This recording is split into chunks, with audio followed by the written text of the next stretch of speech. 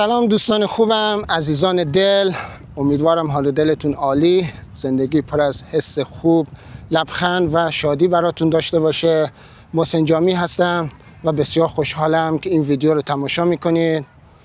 در این کانال قرار لحظه های طلایی و فراموش نشدنی رو با هم تجربه کنیم. هر ویدیویی که تهیه میکنم به صورت یک گفتگوی خودمونیه، گاهی تنهایی، گاهی با دوستان، اما همیشه یک داستان جالب پشتشه که ارزش شنیدن داره. اینجا فقط یک کانال نیست، بلکه یک جمع دوستانه است. توش تجربه های جدید داریم، کلی حرف میزنیم، بحث میکنیم و از تعامل گفتگو لذت میبریم. بعضی وقتها یک موضوعی رو تنهایی بررسی میکنم و با شما به اشتراک میذارم. بعضی وقتها با جمعی از دوستان در مورد چیزهایی که برامون جالب و مهمه صحبت میکنیم.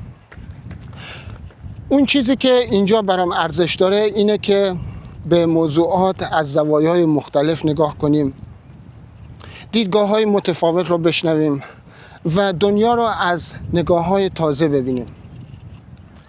هدفم از هر ویدیو اینه که یه چیز جدید یاد بگیریم. اینجا قراره از مسیر یادگیری و تجربه لذت ببریم و امیدوارم شما با من همراه باشید. کتاب عادت‌های اتمی به صورت عامیانه و به زبون ساده میگه که اگر بخوایم تو زندگی به نتایج بزرگی دست پیدا کنیم، لزومی نداره کارهای عجیب و غریب انجام بدیم. فقط کافیه عادت‌های کوچیک و مثبت رو هر روز تکرار کنیم. همین تغییرات ریز و ساده وقتی مداوم و پایدار باشن، به مرور زمان میتونن زندگیمون رو از این رو به اون رو کنن و به اهدافی برسیم که همیشه آرزوشو داشتیم. مثلا قانون 1%، یعنی هر روز یک قدم کوچیک اما مثبت برای کاری که داریم انجام میدیم برداریم. این روش تو هر زمینه کاربرد داره، هر چیزی که فکرشو میکنیم. به نظرم زندگی درست مثل یک کتابه، یک کتاب پر از فصلهای جذاب که هر لحظهش یه ماجرای تازه داره، هر روزش یه قصه جدید. و ما اینجا در این کانال قرار این داستانها رو در کنار هم بسازیم. اینجا فضایی برای لحظه های شیرین، تجربه های بی‌نظیر و خاطره هایی که به یاد میمونن.